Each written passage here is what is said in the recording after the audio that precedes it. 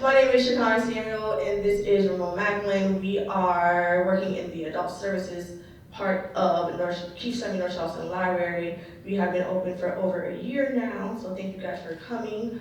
Today we have a very special guest, and like I said before, my first introduction to his work was a book that I was not supposed to be reading when I was little, and that was Fly Girl. So today we have New York Times bestselling author Mr. Omar Tyree. He is the NAACP Image Award 2001 award winner for outstanding literacy work in fiction, 2006 Phillis Wheatley Literary Award for body of work in the urban fiction. He has written over 20 books for African American in the culture, including 5 of those were New York Times bestselling novels. And today he is going to be talking about his newest release, Control. So without further ado, I welcome Mr. Omar Tyree. I'm a loud talker, so hopefully you guys can hear me with or without the microphone. But it's good to be down here again in Charleston, South Carolina. This is Charlemagne the Guy that's quite popular right now from, what's that, Monk's Corner, right around the corner from here. And he has a new book out as well that he's pushing. He's doing great things on tour, so he's really inspired me. You know, this is my first tour in 9 years. Last book I came out with, All Access 2015. So I got to re-earn the momentum and everything else that, you know, you got behind. But that's cool, because this is a great book right here, this Control book, psychological thriller, new genre that I'm stepping into. After this, I'm going to start writing what I call international thrillers and cultural thrillers. So I'm working on a book right now, Trinidad and Tobago, called Carnival. And if you know what Carnival is with Brazil and Trinidad, you know that's going to be a heck of a book. And so I'm starting to expand. You know, I'm an older dude now, so I've written about all the American stuff, so I want to start writing about international stuff, another perspective of people of color. So I got a book I want to write about the Nigerians. You know, Nigeria is a little country in Africa, but it has the most people, which is crazy because some of those African countries are huge. But Nigeria has the most people in this little place, and if you know anything about Africans, Nigerians are the #1 hustlers. They hustle everything, they the ones. You know, so the Nigerian, I got a book for that. And then I'm looking at South Africa. You know, they got the colorist thing. They got this new soul artist named Tyler, T-Y-L-A. It's all over the place now. Just popped out of nowhere. So I know they're going to start pushing other artists. So South Africa, I always wanted to do something in Shanghai, China, because they got 26 million. The last time I checked, it might be up to 28 million people in one city with all this technology in China called Shanghai. So I want to do all those things. Of course, you got to have an American going to these places, you know, so you can get the American perspective of another place. And that's what books should do. They should expand your brain cells. When we first started doing this with Terry McMillan back in the 90s, everybody talked about relating to content. And that's good when you can relate. But let me show you what relating has limitations on. Let's say you relate to everything South Carolina. Does that mean you can't read about North Carolina and Virginia and Philadelphia and Chicago and DC and you know? So we gotta, sometimes we won't relate to it, but that's what you read books to discover something new. You know, I love what Arsenio Hall used to say all the time on his show, favorite part of my show, things that make you go, You know, so if we all reading stuff that we already know and we already relate to, then we're not really putting new things on our brains to think about. And so for me, it's not only relating to books, but exploring new ideas, new cities, new phenomena, so we know more in our brain cells versus just relating. And I have to say that to young people all the time too. They know me as the urban writer, but I've written a lot of stuff, children's stuff, romance stuff. I wrote a horror story with Leslie, if you don't know that book, out of New Orleans, one of my favorite. The music industry with Just Say No. I wrote about the film industry, Harlem, all these different places. So I'm very versatile in what I do. Sometimes you get people stuck in the same thing. So with them, the same thing. Stop relating and start exploring things. And so that's what Control is. I wrote this book because I was trying to get into the film lane. Of course, Tyler Perry's over there, and he has a tremendous amount of control in what he's doing.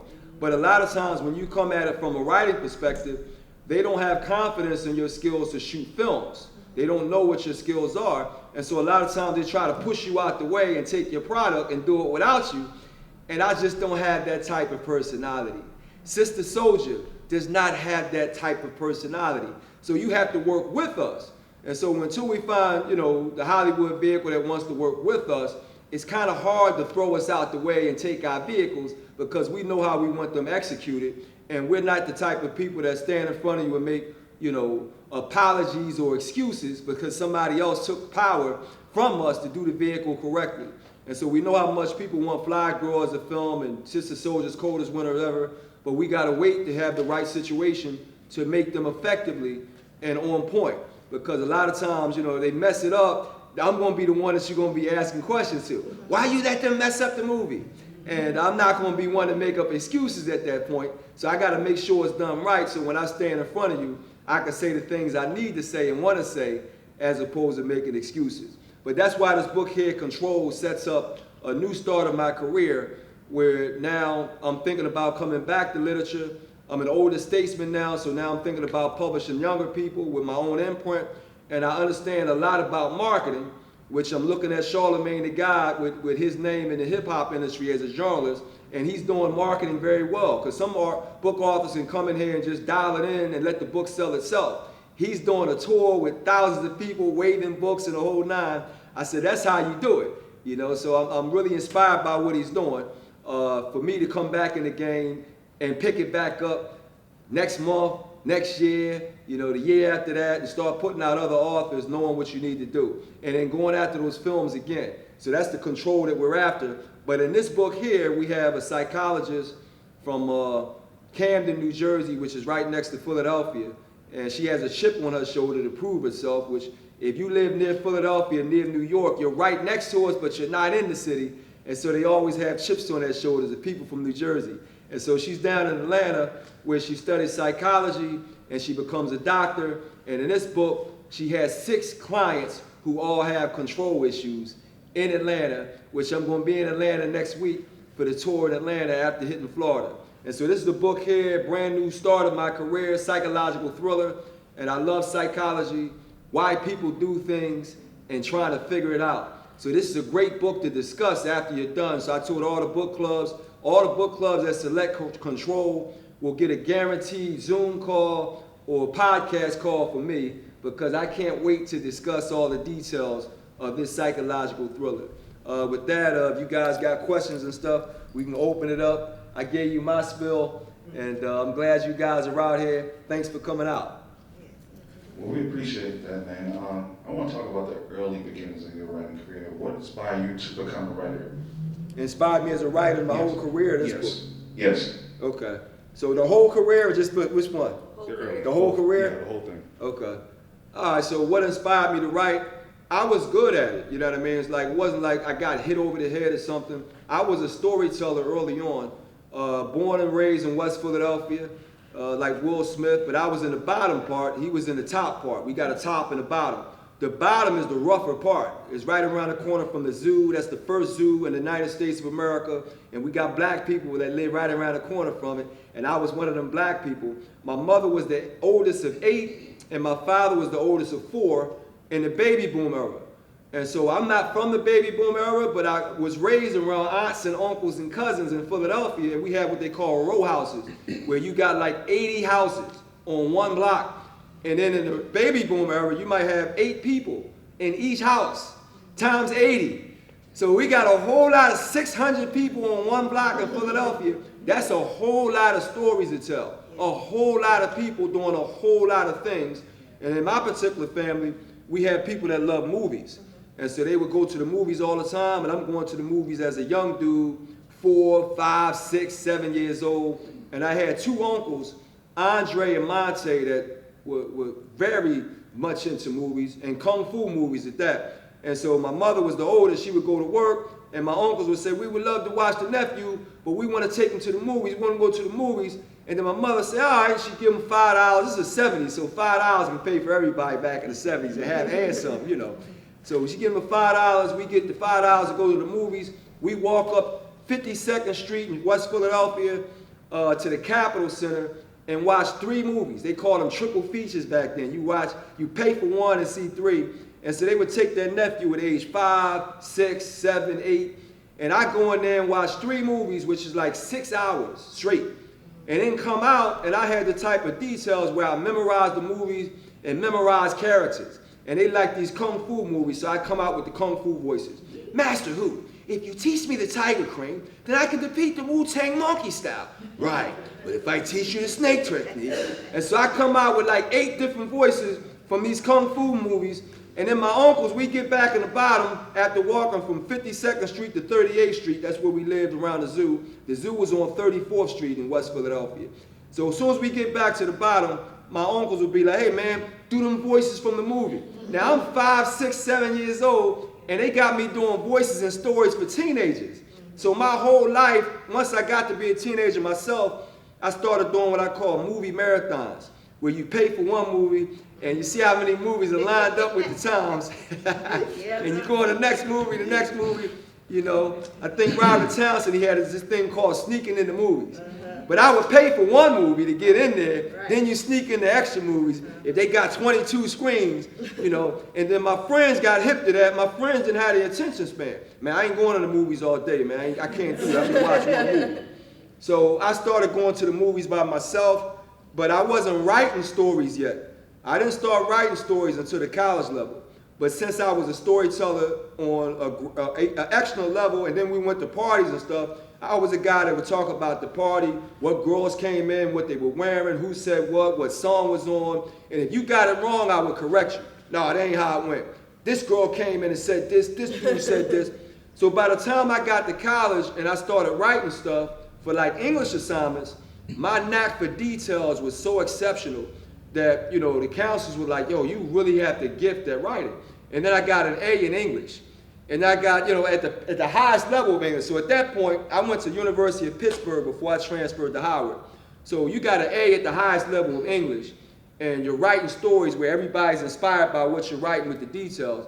And at that point, I said, well, I got something here that I could work with. Now, in the meantime, I wanted to play football, and I was studying pharmacy because my mother's a pharmacist, and I'm a physical dude. I wanted to play football. So, you know, I had to get out of that game of the football thing and the pharmacy thing. And then I went into journalism by the time I transferred to Howard University. But that was just it, man. I had the gift early on, and I could tell a lot of stories from a lot of different perspectives and characters. So I got a whole lot of books. This is book number 31, and I got 3 other books that I did with other people. Vernon Davis has a book coming out. That's a football player from D.C. I just wrote his book. That's coming out in September. I got 2 twin doctors out of Philadelphia, 2 female doctors, black. And they came to prominence when COVID came out. They was pushing black people, you know, to get the medicine and the, you know, the what's that? I forget what they call the thing. The antidotes or the medicine for COVID. And then I got another book with a real estate guy out of Philly. He don't want me talking about his book because he wants to sell the deal first. So, you know, with me, it's always been about being able to do it. If I wasn't able to write books, I wouldn't have went into it. You know what I mean? So once I knew I was good at it, I didn't want to waste it. You know, a lot of times I call people coulda, woulda, shoulda people. I could have did this, I would have did that, but they don't do it, and they have the talent to do it. So I didn't want to be one of those people. Now I went away from writing books because, again, I'm a film guy. I didn't grow up reading books. I was a typical boy running out there getting in trouble, but I was a watcher, introvert. I can watch everything, and I'm going to get the details down packed. And that's what writers do anyway. Whether you're writing books, movies, television, we watch everything. We see everything. So I was a verbal storyteller before I started writing it. But it's the same thing. It's the details, it's the knack, it's knowing what the stories is. And I didn't want to waste it, man. So that's what inspired me. I was good at it. I wanted to do it for the people. And then when Terry McMillan came out with her books about contemporary stuff, it strengthened the other people that had contemporary ideas. And so I was reading her stuff, but I already had my own ideas. But she made it cool to write contemporary stuff and stop writing about slavery and racism. And we understand, never forget that. I've read those books too. But we want to write about contemporary times with the contemporary things that we're going through as well. And so that's what I wanted to do with the books. And that's what inspired me. I was just good at it, didn't want to waste it. Okay, cool. So going into that. Okay, there we go. There you go. Going into that, from writing Fly Girl to now, how has the publishing industry changed? The difference in the industry from now to now? Okay.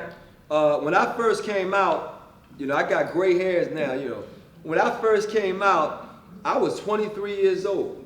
I was the baby, you know, and everybody else was in their 30s and whatnot. Terry is like, I ain't gonna say it, but Terry's old enough to be, you know what I mean? Like, but I was young. So I met Terry last year. We was at a book event, and she said, Omar, you grew up, you know, because they remember me as the babyface assassin. You know, I was 23, 24, 25, so I was one of the youngest. But back then, you know, everybody was writing romance books. When Terry came out, Walter Mosley was writing, you know, his books with suspense and mystery. Then we had Octavia Butler writing science fiction and fantasy. We had we had a lot of different genres. And then I came in and started the whole, I didn't start it, but I restarted the whole urban thing, because you had Iceberg Slim and Donald Goines, but they didn't call theirs urban at the time. It was just, you know, like street fiction or hood fiction. I used the word urban because that's what black radio started doing. They stopped saying black radio and they started saying urban. And I'm a journalist. I came out of Howard with a degree in journalism, so I was around Kathy Hughes in DC and all the radio people using that term urban. So I said, I'm gonna do that with books. And so I started calling mine urban classics, urban books. I had 3 books, Colored on White Campus, because I transferred from Pitt to Howard and finished up the HBCU. Then I wrote Fly Girl, which is an urban classic from the 1980s in Philadelphia. Then when I got to DC, they called it the murder capital, because they had so many drug dealers that were fighting over territory. And in DC, they were serious. If I catch you selling drugs on my corner, I'm going to kill you. And they meant what they meant. And so you had guys popping up with bullet holes in their heads in the back of a trunk and lakes and stuff like that. So murder capital in DC, even though it's the Mason's capital, you know, they didn't care about black people in that place. So they killing each other in the southeast, northeast. So that was the 3rd book that I wrote. You know, Colored on White Campus, Fly Girl, and Capital City. And I wasn't going to wait around for somebody else to put me out. I had a journalism degree.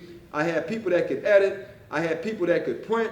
And so I paid to have my own books printed up. And so I came out self-published with a whole lot of older writers. And back then, I could sell books by just being young.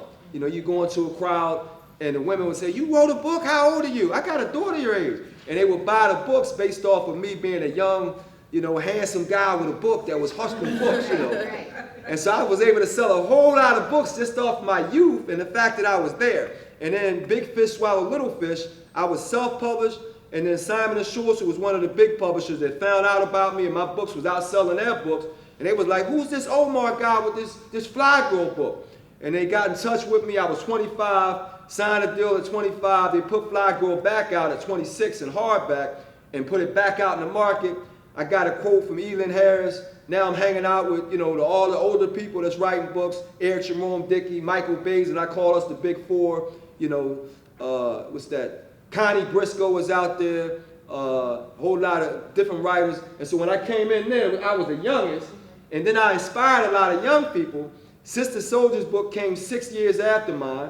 And then we had all these urban writers, Quan and Ashley and Jaquavis and Nikki Turner and Terry Woods. And they was all coming out inspired off of that Fly Girl, open up the marketplace.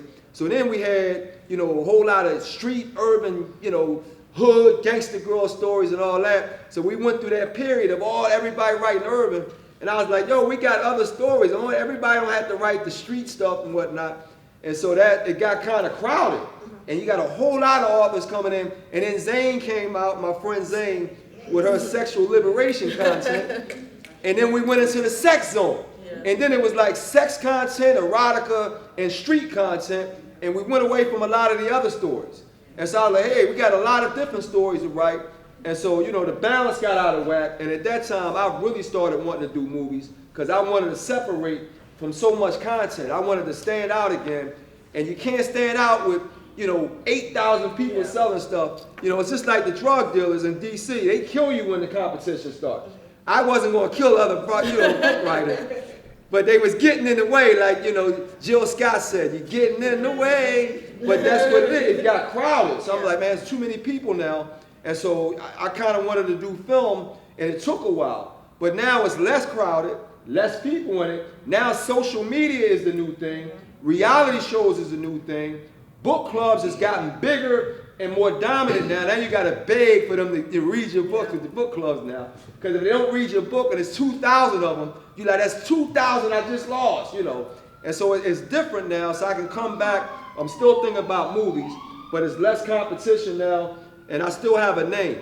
So I can come back with a name where you got a lot of authors now where you're trying to compete against social media and reality stars. So I'm glad I don't have to compete against that with a name, but I do have to restart the momentum from not putting out a book in 9 years. But I'm cool with that, you know what I mean? Because this is a good book. And so once it gets out there, we're going to talk about it more and do all the book clubs.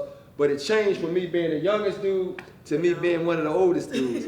But now I'm going to go ahead and put out young writers again, because I was looking at people to publish me back then. So now, you know, getting past me, I know what good writing is, and I know how to market.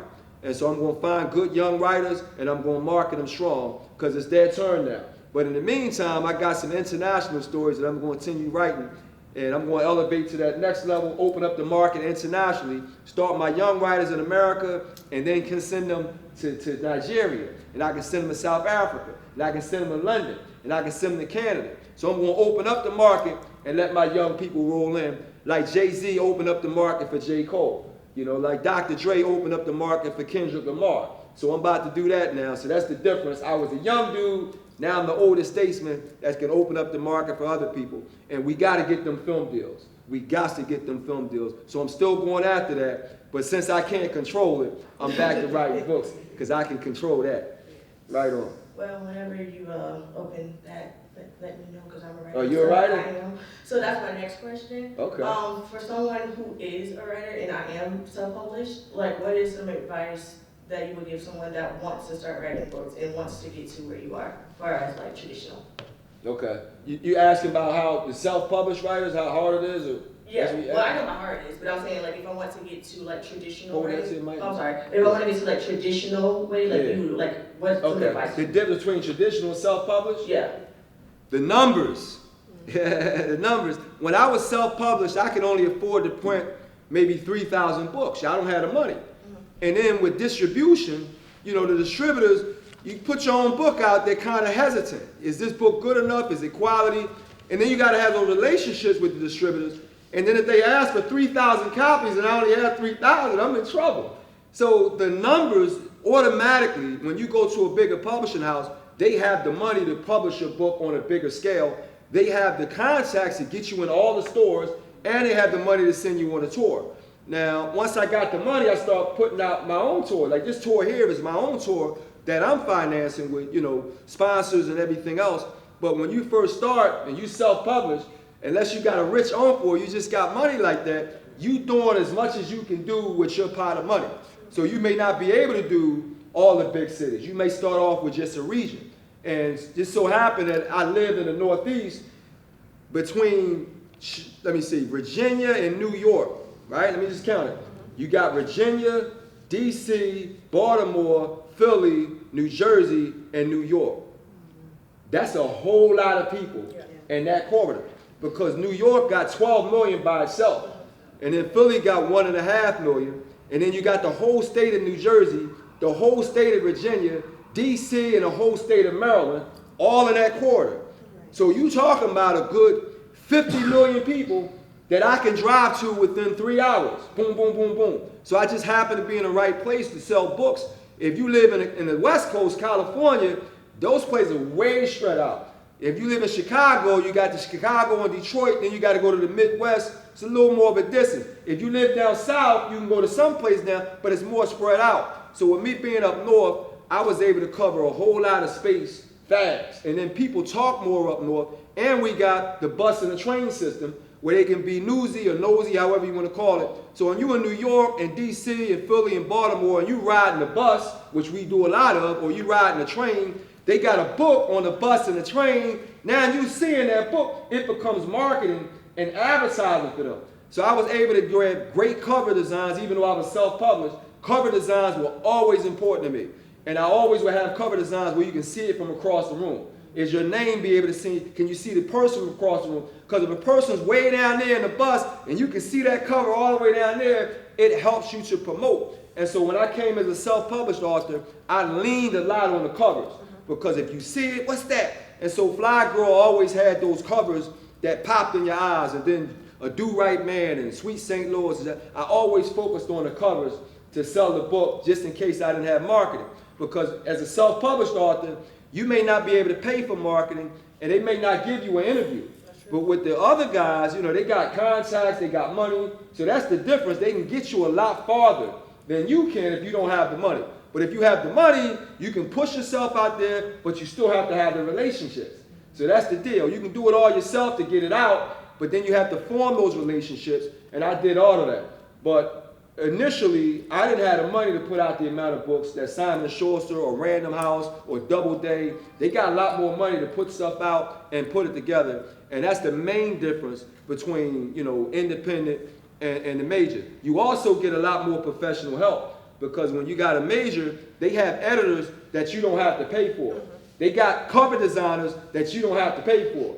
They got shipping and printing that you don't have to pay for. They got PR that you don't have to pay for. So when people ask me all the time, what's the difference? Well, if you got money to pay for all that, then go ahead and do it. But if you don't, that's the difference. They pay for all of that. So when I hear a lot of people that complain about the major, you know, publishers, they're not doing this and they're not doing it, immediately I say, look here, did they give you an advance? Yes. Well, what are you doing with your advance? Are you just buying pocketbooks and cars and shoes? Because if this is a business for you, then invest in yourself, right? That's what people do, that they really into it. That's what I did. I got money. I made my own shirts. I made my own hats, my own flyers, my own bookmarks. I put myself on tour, and then I forced the publisher to do more work, because I'm doing work that they didn't intend for me to do. Even with this book here, the publisher doesn't do tours. But I said, ain't no way in the world I'm coming back and not doing a tour. I don't care if there's 10 people there. You have to have that activity of what you want to do and give your all every time you do it. And so that's the difference. You know, they can do a lot more for you. If you're going to be an independent publisher, you better have a whole lot of independent muscle, independent hustle, and independent money to make that happen. And you got to be loud to make sure people hear you and see you. So I do all of that. And so that's why I'm doing a tour now, to show them this is what I do on tour in 40 cities to get them ready for next year. Because next year it's like we're going to have an even bigger situation. But you set them up in the first year to do the second year. And I've done that before. I'm a veteran now. So I know what I'm doing. But that's the difference between the independent and the label, you know, or the big boys. They got more money to do everything. Gotcha. Right on. Now, you did a book with Marion Barry. If you guys don't know who Marion Marion Barry Barry is, he was a former mayor of D.C., part of the SNCC. Later on, had some controversial issues in the late 80s and 90s. We're not going to talk about that now, but how was it like writing that book with him? Well, I was in D.C. I went to Howard when Marion Barry was there. And with us going to a HBCU at Howard, you know, we all understood what the deal was. Marion Barry became mayor in the late 70s, and he saw a whole lot of inconsistencies between black and white people. So when he got in office, he opened up a whole lot of opportunities for black people in the nation's capital.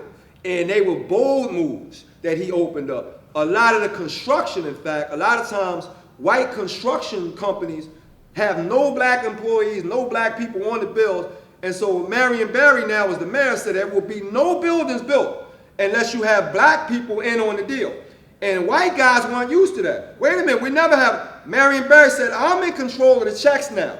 You will have no buildings done unless you put black people in the construction. And so then so many black people got construction gigs and law gigs and doctor gigs and buildings. And of course now white America's mad, but as long as Marion Barry is, you know, the mayor, he said, I'm going to do it anyway. And then all the kids did, he opened up summer jobs for all the kids. They had government jobs. So now all the kids in D.C. got government jobs. All the people coming out of Howard got law jobs. He put them in, and then a lot of them moved out to Maryland. So they got deals in D.C. and moved. So Maryland ended up becoming the highest income of black people in the country, higher than New York and L.A., because of all that money that Marion Barry got for black people in the nation's capital. So it got to the point where, of course, the white boys wanted him out of office. So he had some things that he was doing that, you know, wasn't too kosher. You had some addictions and stuff. So they were looking at that like, well, we can use that against him to get him out of office. And so when that thing went down, all the people at Howard University, we knew what the deal was already. They spent a lot of money to set that man up and get him out of office. Now, the people that don't live in D.C. don't know that. So everybody else, why he doing this? Why he doing that? Why? we understand he's not perfect. But in the city, you will never have anybody talk bad because they understand what went down there. When they pushed it out to everyone else without you understanding who Marion Barry was and what he did. And so when I got that book deal, it was actually Zane that called me up. And Zane was in Maryland too, in Baltimore. And Zane was like, Omar, would you like to write Marion Barry's book? And I was like, yo, are you kidding me? Heck yeah. And I'm a journalist, so a lot of people know me for fiction, but I can do an interview with you, anybody in the room. I'm a journalist, so I can do interviews and stuff.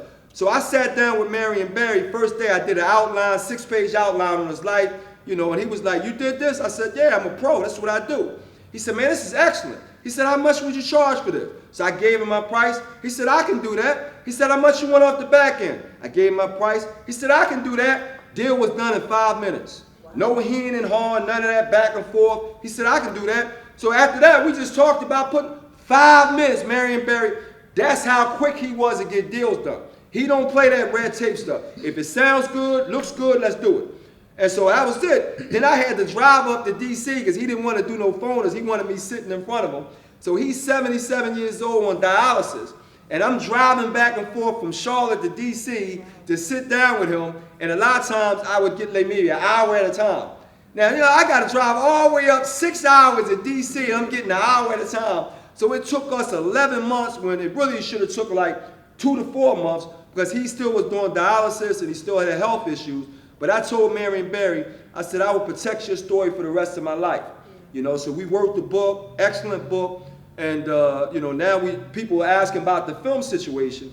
But at the same rate, I don't want them messing up the story by telling it incorrectly. So I got to protect that. I just got in touch with it last week, actually. Got in touch with his widow, Cora Barry.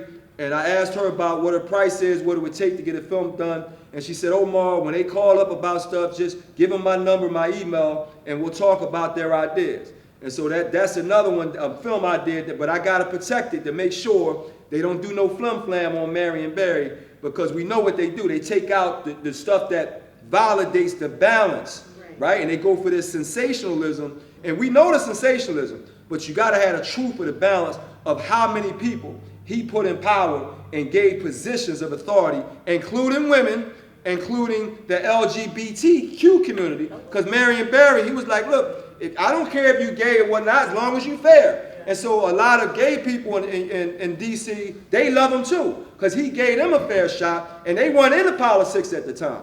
But they were like, hey, Marion Barry, he's not against anybody, he's for everybody. So he had a lot of people voting for him. That's why he was able to be voted in again and again and again. He had a lot of people that showed him love. And as a journalist, I was very proud to be able to sit down with him and get that story done. And we got a lot of other stories I want to do now as a you know, what they call a CEO of an imprint. I want a lot of other stories. I got some stories I want to get right now that'll be, you know, nonfiction that we want to put together. I may not even write them. I get other journalists, but there's certain stories I definitely want. But I'm not going to say it because I don't want nobody jumping in front of the story before I can get to it. Yeah, but that Marion Barry, Zane did that. Zane had an imprint, Atria, and she called me up, and I jumped right on it because I was in D.C. when it happened. In fact, I was in college, 91, when the girls set me up, the whole thing. And I was in college at that time, in D.C., so I'm right on top of that story. Like, yeah, let's do that. Definitely. Yeah. Earlier you talked about storytelling. I know you talked about you didn't read a lot of books growing up, but still, what were some of the authors or like literary individuals that stood out to you? Right, authors that had influence on you? Yes. Okay. My top 5, Richard Wright is always top dog. He started it and he was serious. You know, now you guys get a chance to hear me. I'm a serious man. So I've always been serious. So sometimes people read your work and they've never heard you and oh, this guy is a fun guy to get. I'm a Philadelphian. We are serious. It's a serious city. And so, yeah, you know, when I put work out, I want people to take it serious. That's why I do so much research to make sure I'm on point. Because I don't want to make any excuses and apologies. When I put stuff out, I'm on point with it. You know, so when Fly Girl came out and we had some girls getting in trouble in high school, you know, they talking about, oh, they're reading pornographic material. I mean, they're not reading pornographic material. We had some girls that started early. That's a fact. And so then parents like, why you got sex in the book? We got some teenagers that everybody in the book wasn't doing it. She had girlfriends that was not going there. And that's in every community. So I'm like, stop that, man. Like, you know, but parents were nervous about it. But that book actually woke up a whole lot of girls that thought about a lot more issues and got them reading. Fly Girl started a whole lot of girls reading. So I was like, I'm not apologizing for the truth. If I lied in Fly Girl, show me the lie. Point out the lie. You know, they just didn't want me doing that for young people. But then I was like, I didn't write that for your daughter. I wrote that for my own peer group. Your daughter don't even use the word fly. I grew up in the 80s when it was fly. That book is an 80s. So I was writing it when I wrote it at 19. I was 23 when it came out. I was writing it for my own peer group. Because we all grew up in that era. You know, we the 1960s and 70s people. So when the book came out, it got younger and younger and younger. Now I can't tell, you know, you not to read a book, you 13, you want to pick a book up. I can't, but now I'm 28 and the girl 13. Now I'm 35 and the girl 13. Now I'm 45 and the girl, because it kept going down and down and down, but they picked it up because it's the truth. You know what I mean? So that Richard Wright, I was serious like that too. And then number two, Chester Himes was another, you know, black man. He wrote a whole lot of Harlem books. He got a Cotton Comes to Harlem, Hell Up in Harlem. They did a couple of his books as movies, and he was blunt and real with his. I like that. I'm a real dude, so I like Chester Himes. Look him up if you don't know who he is. And then Iceberg Slim started writing them gangster pimp books and stuff. But if you don't know Iceberg Slim, very high IQ, very high, very smart man. So people start talking about his pimp and all that. I read his books. His storytelling was off the charts, man. And he used all the slang of Chicago and that world. And so he had what they call a pimptionary at the back of the book. We had to go to the back of the book to understand what he was saying. So his lingo was so complicated, you had to go to the back of the book. And I was like, yo, this is literature. But of course he was writing about negative stuff, but how he executed was top flight. And then number 4 would be Toni Morrison. You know what I mean? She was not going to water her stuff down. Highbrow content, black content. You got to understand what she's doing. And I got a lot of respect for her and her books. But a lot of the new people that started reading, they wasn't ready for her. Say, I can't understand Toni Morrison. I said, well, you're going to have to get ready to understand because you're reading the lower stuff. Toni Morrison, I'm not coming down there. You're going to come up. So I got respect for that because I read a whole lot of her work and copied one of her works with my book, Sweet St. Louis. To her style, like that Sweet St. Louis, copy right off of Toni Morrison. Then number 5, Walter Mosley is one of the baddest, most versatile writers of this generation. And I've been around him for a long time. I was the baby, he was the old head, and he got a lot of different content. And then, as an honorable mention, Octavia Butler writing science fiction and fantasy. Great work. She wrote my favorite book of all time. She got a book called Wild Seed that is phenomenal. It's a story about a powerful black man and a powerful black woman, like the X-Men. And they trying to create wild seed of children that got powers like the X-Men. But it's all black. Yeah, they got white kids in it too. But them 2 main people were black. Excellent. I wrote a screenplay for that. I was so, you know, into it. But those are the people that inspired me. Then Terry McMillan with the contemporary work, knowing that you can put your contemporary work out and have an audience. So Terry opened up the new market for everybody, you know, and she well-deserved because she did a lot of work too. Yeah, so those are the people, that's about 7 authors that inspired me to do my thing. Right on. So there's a lot of authors that go through their own writer's block. Have you had to deal with a situation like that, and how did you overcome it? Okay, ask that again. So there's a lot of authors out there that went through their own version of writer's block. Have you ever had to deal with something like that, and how did you overcome it? Writer's block is fear of your own words. That's what it is.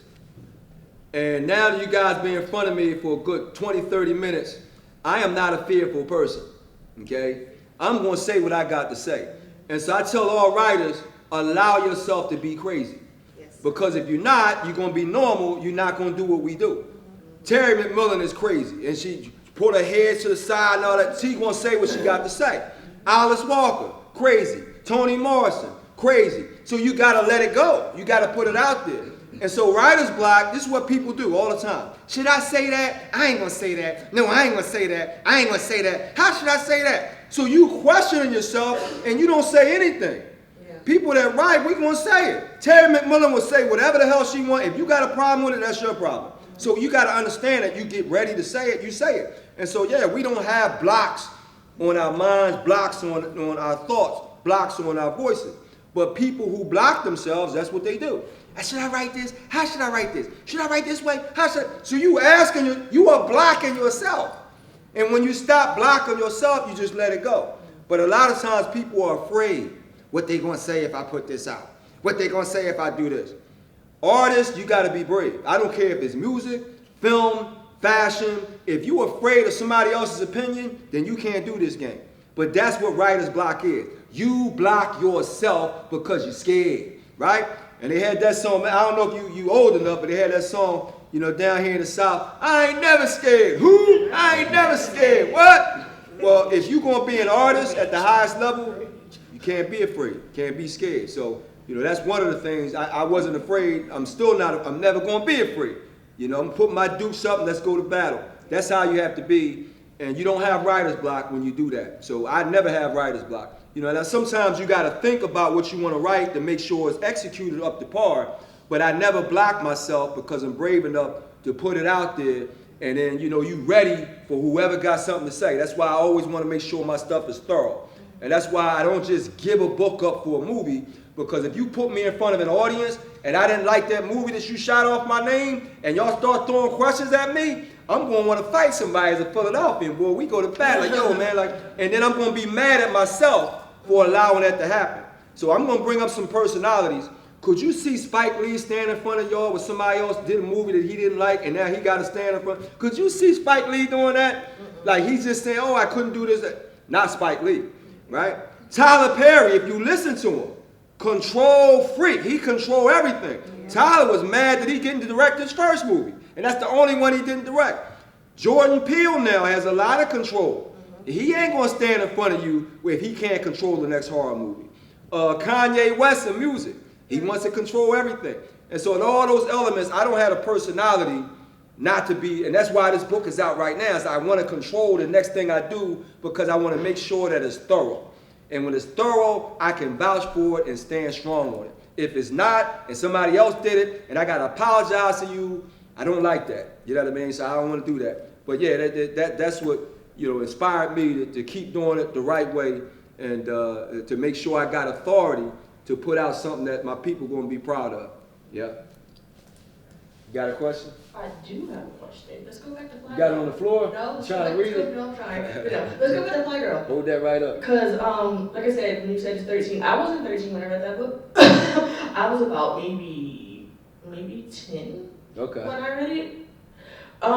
So with that, like I said, the age difference, when you first wrote the book, did you expect the book to be as successful as it was? And that's like kind of one of your memorable books, or were you just writing the book just to write it? Yeah, when you first write books, you know, just like anybody else, you have illusions of grandeur that it's going to blow up and do that kind of stuff. And, you know, so you think about that initially. But then when you go into the work of selling it, you're just trying to sell it. You know, sell city by city.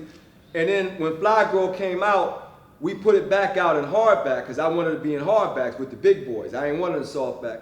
So then the price went from my $13, $12.95 or whatever it was, and I was selling a lot of them for 10. I have 13 for the stores, but if you see me, I just take $10, you know, because that 13 is a markup. That's business, you know. So when they put it back out in hardback, the book was $22. So it priced itself out from a lot of young people. So when I was selling it to older people, and then it came back to softback, $15, and it's still for young people at $15. So it didn't really start selling hard until it came back to the $8 book, when it's the smallest book. Yeah. Then it really started selling at Walmart. So Fly Girl, it actually took a while. It was like the secret book that people were talking about. Then it was hardback. Then it was softback. Then it took, so it was like a kind of like a slow moving brick, a boulder. So it never just bow. It was always woo, woo, woo. And it kept rolling. And now it's like 30 years later, and they're gonna put it back out again. Fly Girl is coming back out with new cover designs that I, you know, gave Simon and Schultz the ideas for. For the Love of Money's coming back out, and Boss Lady's coming back out. So now I'm gonna have young people again. So again, me having an imprint looking for young authors with Fly Girl coming back out. But at the time, I didn't know it was going to keep doing that. I moved on to the next book, A Do-Right Man, Single Mom, Sweet St. Louis. But Fly Girl kept selling, kept selling, kept selling. And then I did the sequel to Fly Girl, For the Love of Money, and that was the first New York Times bestseller. You know, and then I got a 7-figure deal off. So Fly Girl was doing all of that, but it wasn't immediate. It kept word of mouth, and so it's a good book. It had legs over time, so it kept growing. And so I was like, wow. Then it got to the point where it was like a blessing and a curse because it was jumping in the way of all my new books. And I meet people with a new book. I got Just Say No now. Fly Girl. I got a new book now. I came for Fly Girl. And I get another new book. Fly Girl. I'm like, hey, Fly Girl was like 8 books ago. You know what I mean? But they kept, and so then it was like, I had to accept that. It was like trying to figure out a way, if you open up Control, in this page here, I got 30 books listed. But they Fly Girl, Fly Girl. So I was like, after a while, I'm like, I know you love Fly Girl, but I got other books. Yeah. You know what I mean? Try one of my other books. And so then it felt like I was a one-hit wonder. Like I couldn't write or something. And that's not the case. I write good books. But Fly Girl hit them so hard that it's just one of those phenomenal things. So it kept building and building and building because it was quality work. But now I hope that some of my other work can build like that as well. But we coming right back to Fly Girl again. But yeah, I didn't know it was going to build like that. I wanted to go out immediately. Yeah. But you know, when it didn't, I went to the other books because you got a career to keep going. But yeah, Fly Girl is like the giver that keeps on giving. You know what I mean? But yeah, I got a whole lot more books than Fly Girl. I know y'all love it. I know y'all love it. You know, but yeah, it kept building and building and building. I didn't know it was going, I wanted it to be that, but when it kept building over time, you know, I had moved on to other books. But Fly Girl is what it is. You know, the story of the 1980s in Philadelphia. Right on. I used to have to ask that question. I was once reading, I told my mom, I was like, I'm asking about Fly Girl. I don't care how he feels about it. I'm gonna ask. Good deal. So back to Control. For some people who haven't read the book, what is like the main thing that you want people to get out of that book? With this book here? Yes. We all have control issues. Yes, we do. So we got to figure out which control issues we have. We got controlling moms, we got controlling sisters, we got controlling, you know, teachers, we got controlling husbands, controlling fathers, we got controlling kids. Once you give a kid a cell phone at 8 years old, by the time they're 12, they got control of that cell phone. Now you got to take it away as a punishment. So you got a whole lot of people in power, always want control. And if you are successful early, you want control because you've been successful, and this is how you want to do things. And so all people that are successful want control because you want to, you know, manipulate how you were successful the first time. So you're not giving up control easy, you know. So with that being the case, I wanted to put all those control issues in a book and then base it in Atlanta, where they all want to do things in Atlanta because you have all these opportunities. But I call a lot of them slash people in Atlanta, and what I mean by that, I'm a doctor, a singer, a dancer, a therapist. I do, you know, events on the side. I'm also a singer, and I'm a telemarketer in the meantime. So they got all this stuff that they're trying to do, but it's not making them money yet. But their real job is telemarketing. But they'll tell you I'm a dancer, a singer, an actress, and all this. So it can get to the point of being delusional. And I'm like, come on, man, you're not doing all. So every time I go to Atlanta, I always say, like, what's your real job? I don't want to hear all this singing and dancing and rapping and all this other stuff. What's your real job? You know, because I'm from Philadelphia, and if you ain't really doing it, we don't play that in Philadelphia. You know what I mean? So you go down to Atlanta, and they got all these different things that they doing or trying to do. And so, yeah, they lack control, but in their brain, they control everything. Yeah. So you can become delusional, but in this book here, I got one psychologist who helps 6 people who have control issues. And she's not supposed to talk about it. So this book is wrong to begin with. She's like, I'm not supposed to tell y'all this. But if you don't tell us, then we don't have a book. Yeah. And so now we are flies on the wall with this woman trying to deal with people's control issues, personal issues that we're in, and a whole lot of them are real, right? You know, I graduated from Howard University, and I'm the same age as a New Yorker who's in a whole lot of trouble right now because he started a record label at a young age and started doing a whole lot of freaky things at a young age. And he got away with it for a long time. But that's what happens when you have control early on. Same thing with Marion Barry.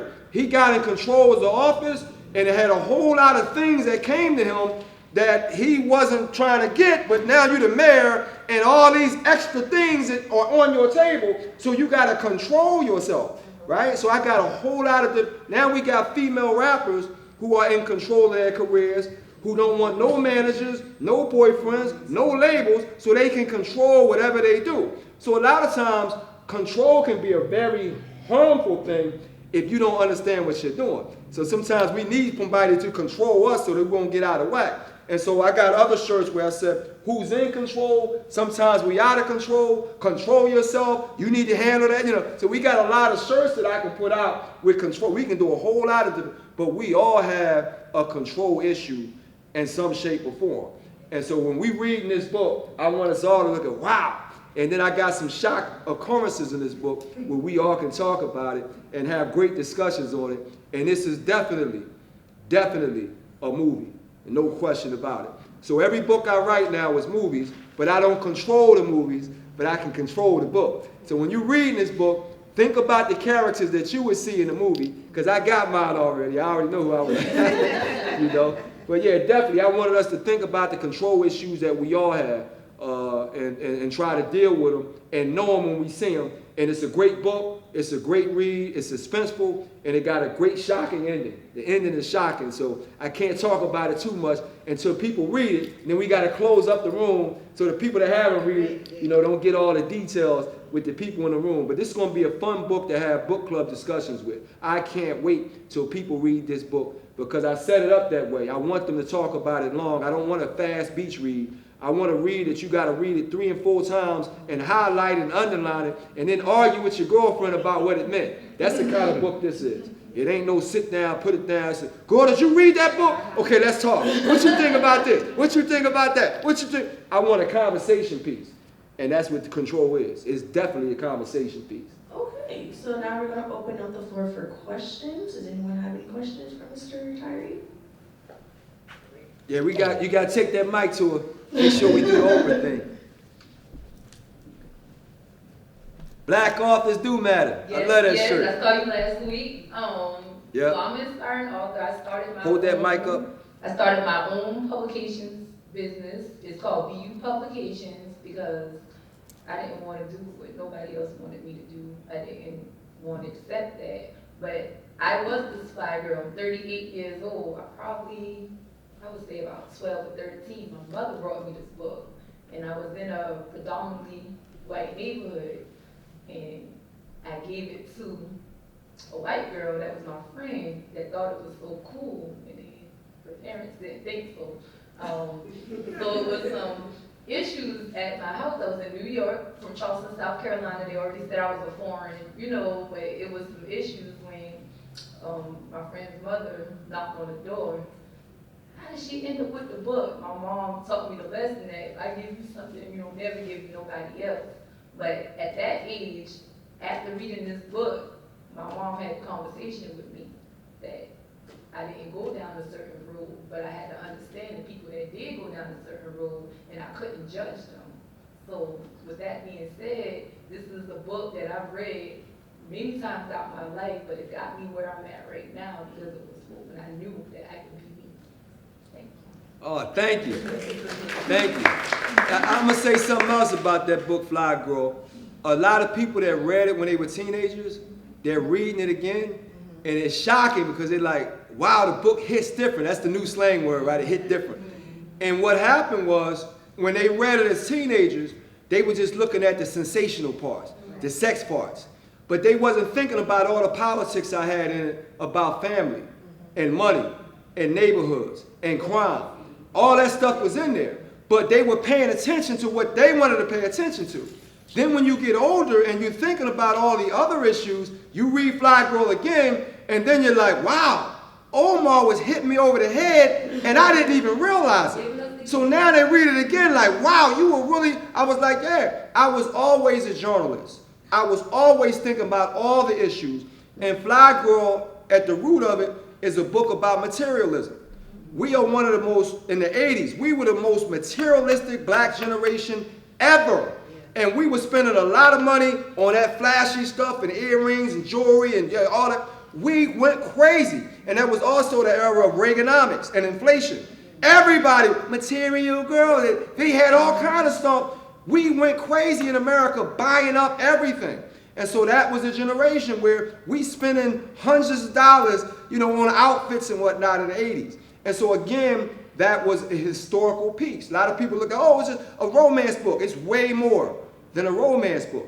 You're focusing on the girl, but the guys were doing things that you could focus on with them guys. So I was right on point with them guys. Then I presented Afrocentric education at the end of the book, which people didn't get. Because we got into the Afrocentric. If you remember watching Different World, they got into that whole Afrocentric stage, but that was what the whole outfits and the hair and everything. So you got to understand that I was rooted in all that. I saw all that stuff. So Fly Girl just wasn't a girl's romance book. It was a cultural piece of our 1980s from the city of Philadelphia. And I did the same thing with Capital City, where I was breaking down DC and how that materialism of the 80s led to black people killing each other with drugs and violence, because now in DC, they wanted it so bad, they were selling drugs to each other and trying to eliminate the competition. So that materialism of Fly Girl led to the Capital City murder capital in Washington, D.C., where the president lived. So I was on top of all that as a journalist, and now that people are older and they read the book again, they're able to see that now, where they were focused on just the sex scenes when they were young. You see what I'm talking about? Now they read it again, and they're like, wow. You see what I'm talking about? So that's what I say. Like, when I put a book out, I put it out for real. So I'm glad that it can still stand the test of time. Thank you. Hello. So Fly Girl was it for me. I found it when I was 16. My mother's cousin lived right down the street from Howard, and she had it, and I snuck it out her house and brought it back down with me to Charleston and read that book all day long and reread it. It was just, that was my girl to womanhood moment. Good deal. But it was Sweet St. Louis. Sweet St. Louis. Piece of you for a piece of me. Yes. Yeah, we sharing. It was such a monument to what Black love is. It wasn't a big, over the top, this is some rich dude coming in. This was real Black love. Right. And it shaped, outside of my mommy and daddy, but it shaped what real Black love was. And I wanted to know what your inspiration from was it, because Where Were You, When I Needed You, Tennessee, right, and Horseshoes, it was this microcosm of what Black life was, and it brought all of those things back to the forefront. And I just want to know your inspiration for that. Right. I was in St. Louis at a book event, and the sister I was with, she's a Muslim sister. We was cool, we all, we ribbing each other about black people. And we were on the highway, and I saw this black couple in an old school car that didn't have the bucket seats. You got them bench seats in the front. And so the girl was able to lean over on the dude. And I'm talking about, we on the highway, so everybody doing like 60 and 70. They doing like 45. And so I looked over there and I was like, look, that's old school, sitting in the back, the girl leaning on you. And I was in St. Louis, and at the time, Lauryn Hill had that song, The Sweetest You Ever Know, Like a Kiss on a California. That song was out, it sounded like Sweet St. Louis. And it just flowed like that. And I wanted to talk about black on black love, because at that time, a whole lot of sisters had black on black drama books coming out. You know what I mean? Like, my black man done me wrong, my black man ain't no good. And so me being a male and a straight male, I was like, I gotta defend the brothers. So I did it with a Do Right Man, and then Sweet St. Louis, I'm trying to defend the brothers in romance. And so in that book, I said, look, real love is about, it really is giving up something. And so that line that he used, right? You want to make a trade, a piece of you for, I came up with that line, but we really sharing each other. We don't own each other. It's a negotiation, back and forth. We have to really love each other and dig each other. And when a woman stops wanting to, That's when she leaves. The guy stops one, but it's a constant negotiation. You know, even if you put a ring on somebody's finger, that's just a symbol. You have to negotiate that you still want to be in that relationship. So I had them do all the things that's real love is about, and I copied that. That is really no chapters. I copied from Toni Morrison, where the end of each chapter starts the beginning of the next chapter. So if you notice, you go back to Sweet St. Louis, the last sentence connects to the first sentence. So it's really just one long story with no chapters. It just keeps flowing. I stole that from Toni Morrison for Sweet St. Louis. But I wanted black people to start really loving each other and get out the drama. I wanted us to really understand what that is. And so that has a shocking ending, because a whole lot of women, if my man go to jail, I ain't bailing him out. So I understood. I said, look, if a woman bail, because you know you read the book, so you know he was a good guy, he got caught up in something. What if somebody was telling you something that wasn't true about, how well do you know your man? And so in that book, the test was there, like the girl, he probably did that. How well do you know, how tight is your relationship? Because that's what you're talking about when you really have a bonded relationship. And so again, even though I was in my 20s, I understood that type of maturity. And that's the immaturity we have in relationships. These people are not in my relationship. This is between me and him. And I wanted to get back to that after showing you how they got that bond. And how and boy, when he got out of that thing, boy, he like, oh my God, she got me out. And I could hear the music. And another movie, but it's the black love movie with the music and the soul. But again, I don't want nobody messing it up when we get there. You know, so I'm like, please God, allow me to get to the movies. But Sweet St. Louis, beautiful. Black on black love. And I put that out when we had too much black on black drama. So I thank you for bringing that up, because I wanted us to feel that love in that book. And I did everything I could to make sure you felt that love, and you had a decision to make as a woman. How well do I know my man? And how well is my man, you know what I mean, in tune with me? And that's really tested in Sweet St. Louis. And I love it. I love that book. I love every book I put out. Thank you for bringing that up. Thank you. I guess we have a history of stealing books from our mom, because I stole Sweet St. Louis from my mother and was reading it when I wasn't supposed to, but I definitely really relate to Shannon Francis, because a similar situation happened with me and my now husband. He was my boyfriend at the time, and she had a decision to make. Do you listen to the girlfriends? Do you listen to the ones who are hurt, who are still in that victimhood mentality? Or do you really stand with your man because you trust him and you trust the peace that he has given you? So thank you for writing it. Thank you. I didn't marry a black man, but the love was still there. And so my question was, your inspiration for the main characters, was that based off of someone that you saw, or a couple that you saw, or was these two characters just in your head that you made up and they basically became a life of their own and just grew and grew as you continued on with the story? Right. I tell people I write faction all the time, because I try to make sure everything is factual.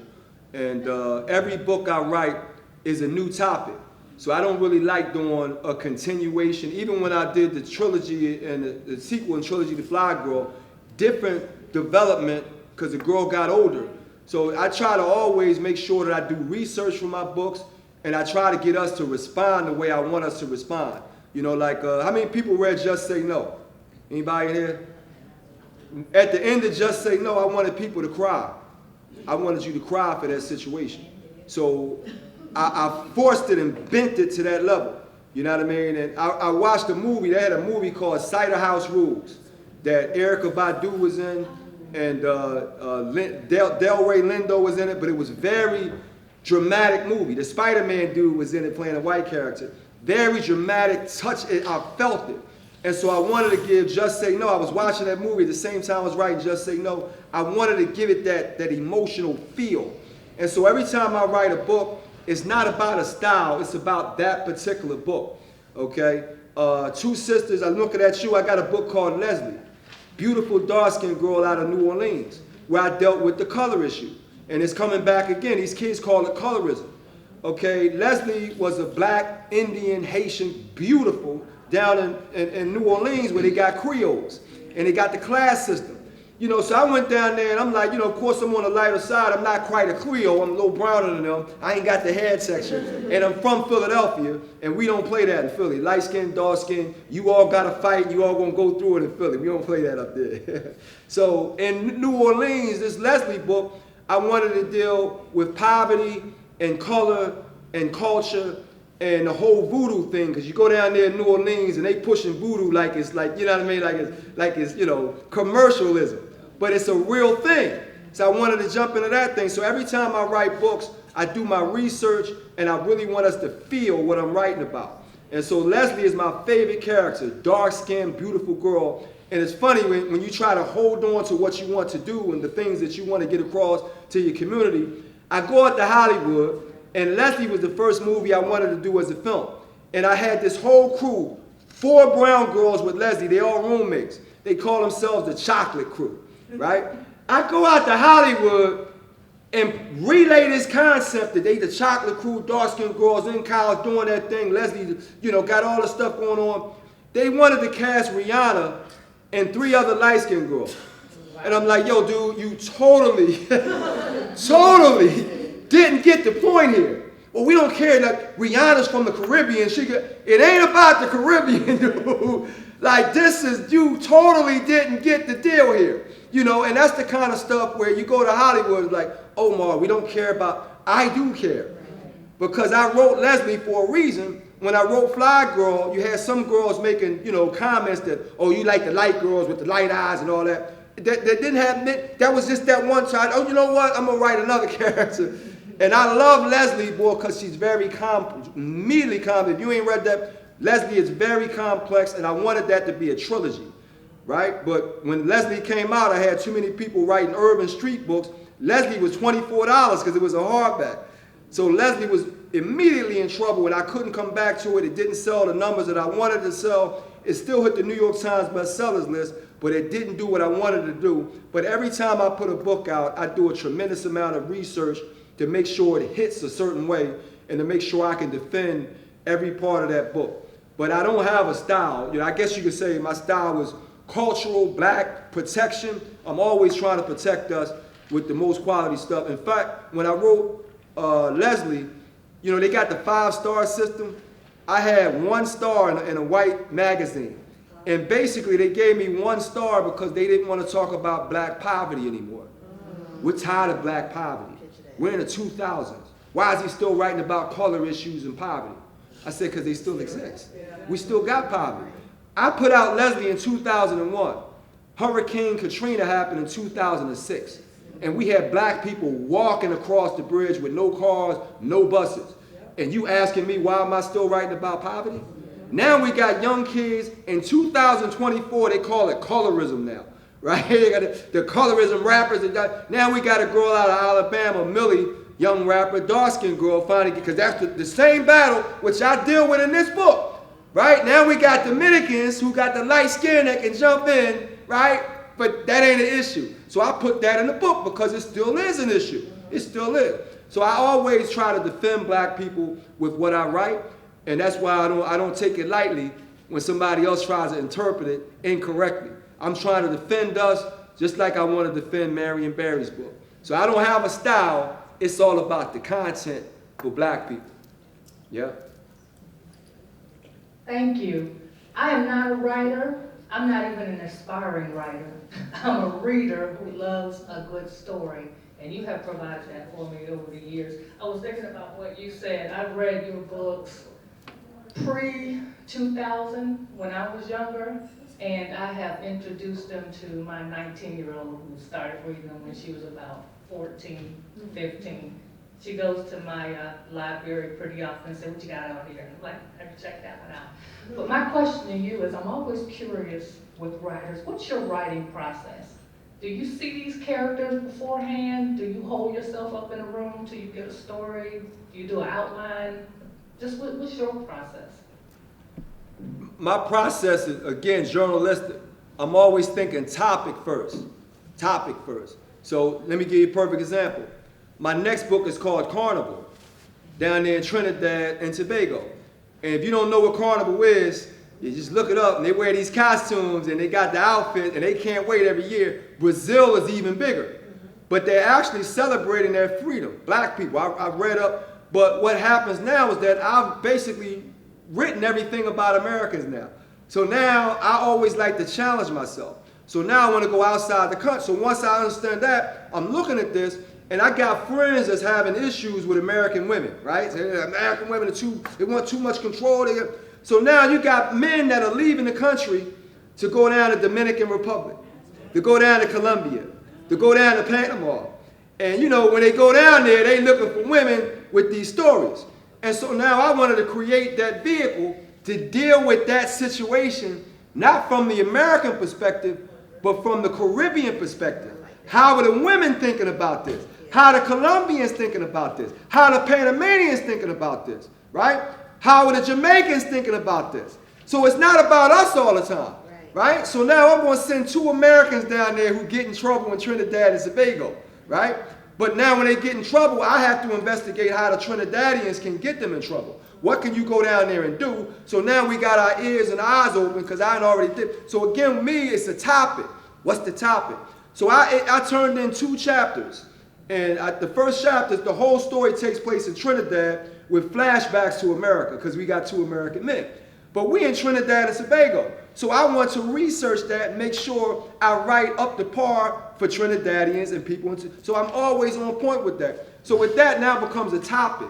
What kind of people? So of course I got to write about women who would be willing to date an American man and what she's thinking about it. So now I'm thinking, why would you do that? What's your thought lines on it? So now I can get that perspective. And so now instead of American women, oh, them women are easy, they this, they that. Now I get the perspective of the Trinidad. No, I'm not easy. I'm just not an American. So we think differently about our men and differently about our position. But I don't look at myself as weak. I don't look at myself as easy. Right? So now we're making a proposition because we're American and your man ran away. And so now the women are like, oh, you went down there to the easy women. I know they're not thinking that way. So now I get to reverse it so we can expand our brain cells again. So I love the process. And for me, each time is brand new. And that challenges me. Because if I did it already, I'm bored now. I can't, I got to do something new. And so the new thing, traveling to Nigeria, traveling to South Africa, traveling to Dubai, I wrote a book, traveling up to Canada, now I can get excited again. And I'm a passion writer. So I don't like the series. I'm not the dude that watches television, the same people over and over again. I like watching the big movies. That splash thing, that brand new thing. Like Jordan Peele does. He likes the new splash thing, the new movie, the new idea. And so that's my whole process. And I want to be able to keep doing that. You know what I mean? But that's how I put stuff together. It's always about the topic. And the topic for next year is gender negotiation, male and female.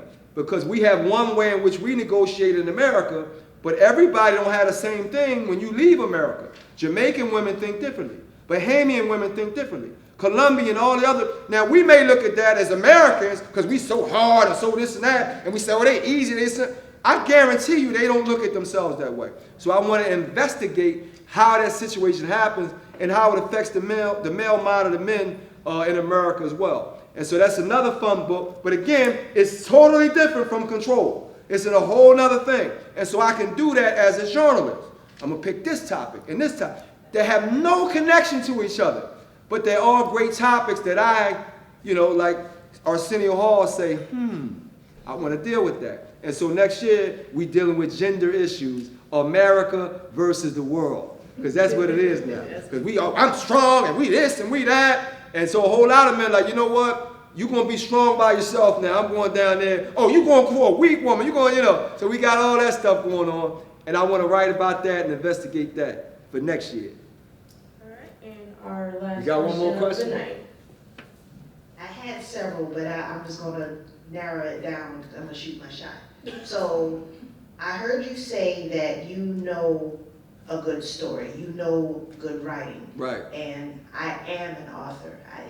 I live in Atlanta as well, so I got some slashes, but I am an author. So you writing right now? You a writer right now? Yeah, I got my book right here that you're going to get before you leave. You got it. So to help me and anybody else who's wanting to write, What's a good story that you like, oh, wait a minute, I gotta keep writing, I gotta keep reading? What makes you say that that's good writing? I'm a character writer. You know, now it's funny when rest in peace to Eric Jerome Dickey and Elin Harris, but when Eric Jerome Dickey was still here, I could always tell when people were reading his books because they would say that my books were slow. And as soon as they said that, I was like, do you read Eric Jerome Dickey? Yeah, I read Eric Jerome Dickey. And I would say, he has plot-driven books where he establishes the plot and then things run through the plot. I have character-driven books where I establish the characters and then things run through the characters. Okay, so it's a different style of writing. So with my books, I'm more interested in you and everything you do and why and how and when and where I'm really going to break. And that takes more time for me to do that versus me just running you into something where it happens in the flow, right? So it's got impatient people and patient people. So I understood every time when they was on the Eric Jerome Dickey side, yeah, that's cool, but he's doing plot-driven books where I'm doing character-driven books. So when I'm reading, I read for great character development, but if you got a great plot like Eric Jerome Dickey, I understand, well, this is a great plot, it's suspenseful, it moves. Walter Mosley with his mysteries has plot-driven stories, right? But they also have great characters, so Walter does both of them. So that's two sides of it, but when I give advice, I also have consultation at my website, hotlavaentertainment.com. I've been doing consultations since 2009, so I got, clients for that. But I always tell people, find test readers for your work so you can battle with them and get stronger at what you do. And you have to have tough skin to do that. Yes. Because I tell people all the time, go as hard as you want because I'm going to correct it. Yes. So I used to tell my editors, go as hard as you want because I want that. And if they go hard, when I get in front of you, we got everything vetted already. I don't want you going soft because if you don't pick up something, I get in front of you, well, how come this and that? I'm not gonna, and then I'm sitting there like, how come y'all didn't tell me this? So I always want strong, hard editing because I want my stuff to be quality and good. So get test readers, always finish what you start, and then characters and plots, and then read other content. Right. I read a lot of good content and get excited by it. You can't get better by not reading. You got to read to other people and see why their stuff is good. Terry McMillan, why is her stuff good? Elin Harris, why is this stuff good? So you got to look at it and then break it down. Don't just read and say, I like it. Why do you like it?